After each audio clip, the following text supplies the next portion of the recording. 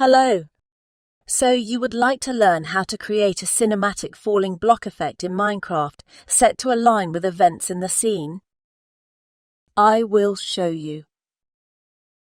This project will require a few mods. First off, we're running Forge Java Edition version 1.12.2 on Windows 11. To view our included mods, we'll use the Windows key +R to open app data, then go to the .minecraft and then mods folder. As a baseline, we include the most crucial machinima mods, the Macore suite of Blockbuster, Aperture, Minima, Metamorph, and Maclip. We won't be going into any detail regarding these mods, but a link to tutorials is in the comments, as well as the other mods we'll use here. In order to create the falling block effect, we'll rely on the realistic block physics mod. Additionally, in order to create pure colors for the visualization, we'll utilize the flat colored blocks mod. Two mods will include, due to their usefulness in this process, a world edit and Optifine. These are technically optional but highly recommended. We will also not be covering function of either of these mods in detail in this video. Finally, in order to display the Machinima Lab Arena, we'll include our custom decorative block pack. We've created a tutorial video of how this mod was created, which is in the comments. Prior to beginning our project, we need to configure realistic block physics to function as desired in the demonstration. Back in the .minecraft folder, navigate to the config folder and then the RBP folder and open the config file. First, we'll change apply default blocks false to true so we can use the physics with flat color blocks. Notice in the apply default blocks blacklist, we have carved out an exception for one type of flat colored block, a glowing black block we use as the material for the walls of our arena. Since it's not required for the core of our demonstration, we won't cover custom block definitions in this video. However, if you would like us to create a video on this topic, please let us know in the comments. The config file includes a section that will determine how to treat blocks that do not have a specific definition, now that we have set that parameter before.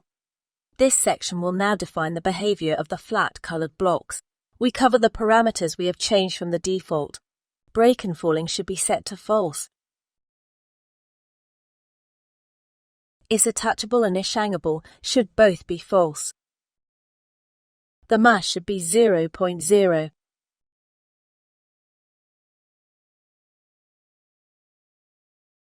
Slide chance and landed should be 0.8.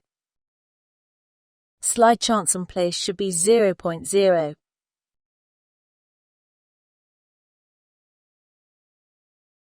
Scrolling to the main parameters area, we will want to make sure physics engine is set to 2. Moving to the performance section, we'll want to max out chunk up data range to 32. We'll set falling block fall rate to 1, so the action resembles an hourglass effect rather than dropping a large truckload.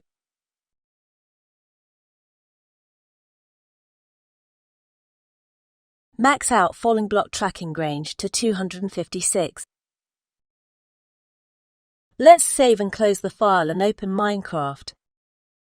In the Machinima Lab Arena, we have set up 10 targets where we want the blocks to land.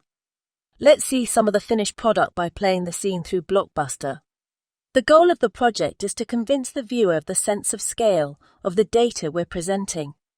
Piles of blocks fall from the sky sequentially from the fewest to the greatest amounts, timed to fall in sync with the movements of the camera. First, let's note the position of each of the targets. Using the F3 key, we can toggle the heads-up display that gives us information about the block we are looking at.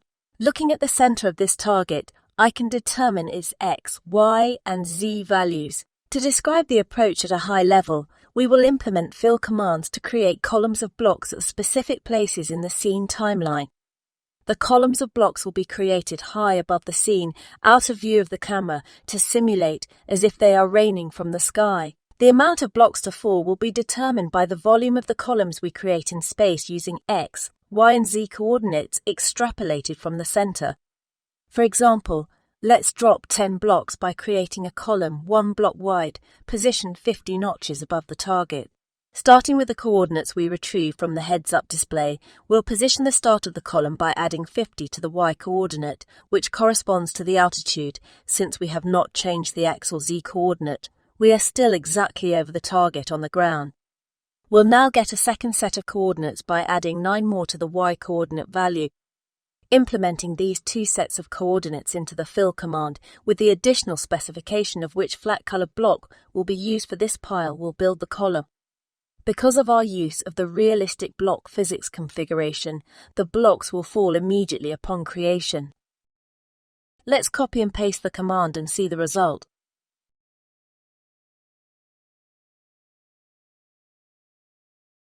Sweet. In order to determine the block ID for the color I wanted, I first had to enable Advanced Tooltips by opening Options, Video Settings, other than turning Advanced Tooltips on.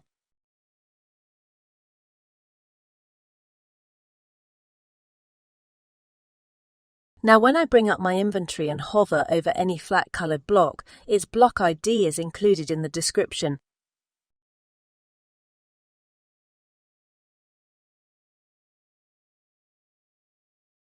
Now let's make an example where we have a larger volume of blocks. By creating a column 3 blocks high by 3 blocks wide, we can drop 9 blocks per row centered over the target. Let's drop 81 blocks by creating a column 9 levels high. Take the original coordinates, add 1 to x and 1 to z, and adding 50 to y as we did in our previous example. This new set of coordinates will be the bottom corner of our structure. Now let's take the original coordinates and subtract 1 from x and 1 from z, and add 58 to y. Let's find our orange block and get its ID.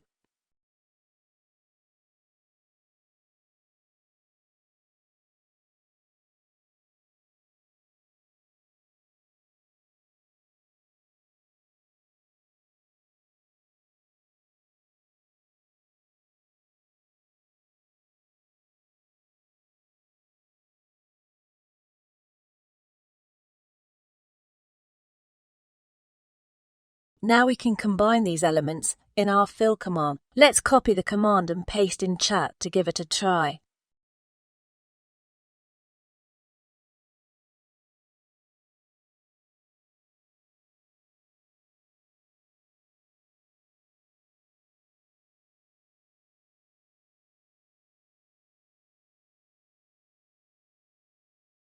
Nice! As mentioned previously, the inner workings of Blockbuster scenes synced with the aperture camera are beyond the scope of this video. For our purpose, let's assume we have already recorded the scene in camera. It looks like the first pile should fall around 100 ticks and the second pile around 190 ticks.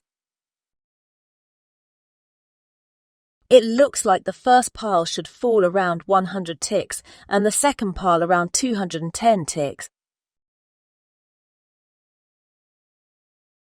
Open Blockbuster again and navigate to the timeline.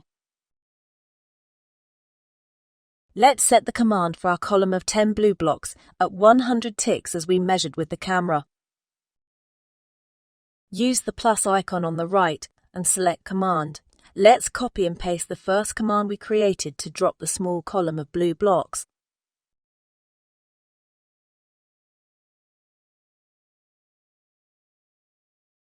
Now let's do the same for the orange blocks at 190 ticks.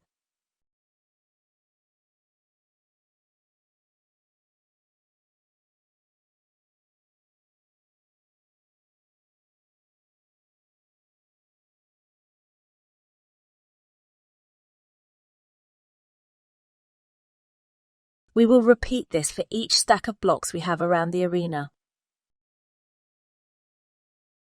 So let's recap here quickly.